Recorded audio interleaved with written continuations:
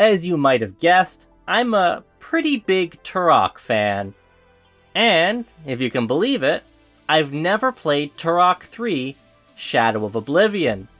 Sure, I've owned the cartridge for the better part of a decade, but, as any game hoarder will tell you, that doesn't mean squat. Honestly, after getting my hands on Night Dive's excellent remasters of the first two games, I was kinda hoping I could just hold out for part 3 to get the same treatment. And if you saw my pathetic Nintendo 64 gameplay from the previous videos, you can probably imagine why. Certain retro games are timeless, and others are, let's just say, hard to go back to. Thankfully, Turok 3 Shadow of Oblivion falls somewhere in between.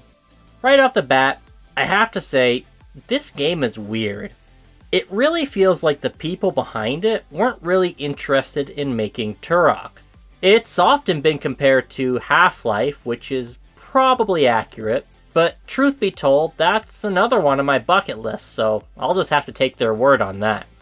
If I were to draw my own comparisons, Turok 3 has shades of GoldenEye and Perfect Dark due to the general look of the environments, and the way auto-aim compensates for the Nintendo 64's sometimes iffy analog control. But also, certain parts, especially those with zombies wandering through abandoned streets, really brought to mind Resident Evil 2. By all accounts, these are all good games and totally worth ripping off, but it's a bit of a shame that Turok 3 doesn't actually start feeling like Turok at all until the game is almost half over. It's at this point that you leave behind the city streets and secret labs and return to the primordial jungles of the Lost Land. In fact, you literally go through the first area from the original Turok. That was a nice touch. And really, once you've completed the entire game, the whole "it doesn't feel like Turok" thing loses a bit of weight. Sure, the developers took a few big swings, but in the end they deliver enough jungles, ruins, and prehistoric monsters to whet your appetite for the series' signature style. And actually experiencing the devastation occurring in the real world adds extra urgency to your eventual trip to the Lost Land. In previous Turok games, yeah, sure, we knew the campaigner and the Primogen intended to cause similar harm, but it always seemed like a threat rather than an active problem. Turok 3 opens with the hero of the previous game, Joshua Fireseed, haunted by visions. He dreams of a young boy being tormented by the Flesh Eaters, which, if you recall, were an army of demon things under the control of the previously unseen force known only as Oblivion, a Lovecraftian terror from before time who seeks to destroy the Turok lineage once and for all. His first big move here is to straight up murder Joshua, which kinda sucks, to be honest. It's weird that you played as him for a whole game, taking out monsters like a pro, and the second you lose control, he gets shot up by a bunch of thugs.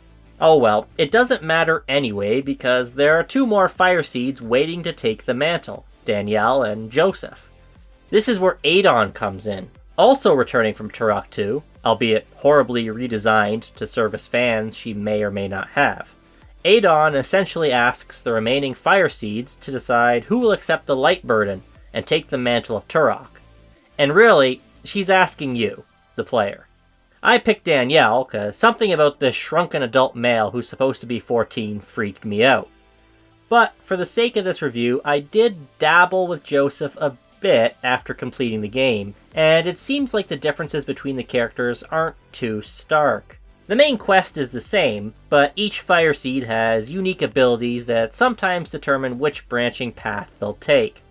Danielle can jump higher and wields a grappling hook, while Joseph can crawl through small spaces and use night vision goggles in the dark. I guess this is another way in which the game somewhat emulates Resident Evil 2. Again, that's not necessarily a bad thing. In previous videos, I mentioned how I wasn't big on the scavenger hunt aspect of the first two Turok games, and mostly just tolerated it because I loved, well, everything else. Turok 3 is the first title in the series to dump this design philosophy altogether.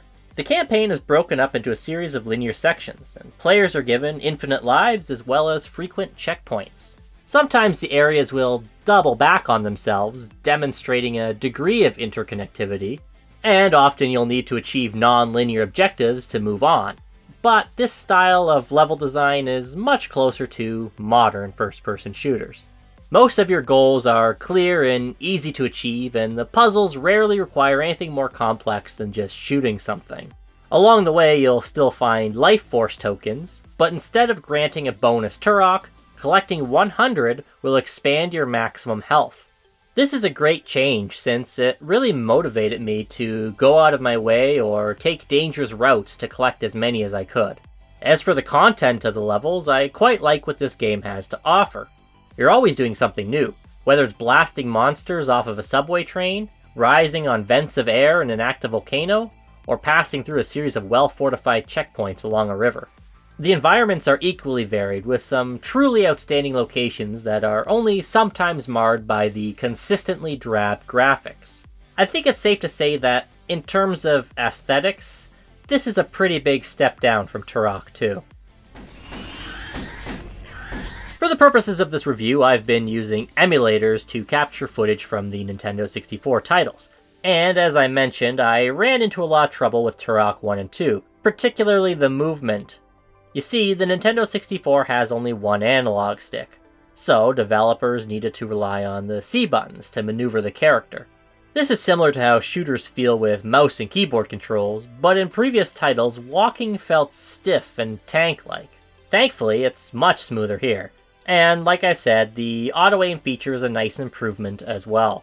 It's totally optional, but unless this game gets a modern update, I think it compensates nicely for any analog-related clunkiness. Overall, I really got into Turok 3's controls, and on a base level, they're probably the best of the original trilogy. That said, a lot of other issues muddy what should otherwise be a clear upgrade. For starters, the movement speed is turned way down, which sucks. One of the most refreshing things about the original Turok in particular is just how jacked up he is, bolting full tilt through jungles like a race car with guns. It's a ton of fun, and even if you're just going in circles looking for keys, it was never a slog. In this game, it feels like you have the crouch button toggled on and can't turn it off. It's pretty awful. And then there's the game's overall lack of polish. The enemies are a lot less lively in terms of animation, and the gore effects are scaled way back. In this department, the game is a big downgrade even from the original. I know these are more presentation things, but with a shooter, the way weapons look and sound when they fire, and the reaction you get when you land shots on enemies, really does affect whether a game is satisfying to control. And in this case, there's a definite immersion-breaking disconnect that simply wasn't present before. Thankfully, the series' trademark variety still remains intact. The enemies may be stiff and lifeless, but boy, there sure are a lot of them. Along with the dinosaurs and mercenaries you've come to expect, Turok 3 introduces dogs and zombies straight from Resident Evil, these creepy crawling mutants, and even the fire dinosaurs from Turok 2 make an appearance. As for the game's arsenal, it carries over a lot of the best guns from previous iterations, which is a great start, but it doesn't add anything super remarkable of its own. The only really notable addition is the Fire Swarm attachment for the shotgun, allowing you to burn the shit out of enemies from a distance. Can't really argue with that one. The bosses in Turok 3 are, once again, a bit of a mixed bag. I like that defeating them often involves more strategy than just strafing and shooting, but none are super memorable.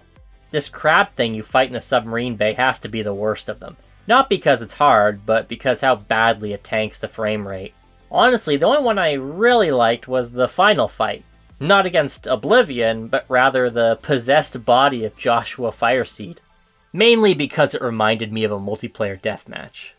Continuing along with unremarkable things, sound design, once again, is a big step back. Everything is fine, of course, but the weapon firing sounds and enemy wails don't quite hit the same as they did in previous titles. Same goes for the music, which is mostly generic throughout. I do appreciate some of the more tribal chanting that sometimes creeps in, and I like the soundscape around Oblivion's temple quite a bit for its ominous feel, but that's about it. And finally, it would be silly to talk about Turok 3 without mentioning the cutscenes. They're awkward and ugly, sure, but for the time, this level of lip sync is pretty crazy. I can't think of another game on Nintendo 64 where characters talked with so much expression. Unfortunately, it's still not overly convincing. So whatever time was spent mastering lip movement probably could have been better applied to improving animations during gameplay. Overall, I'm pretty pleased with Turok 3.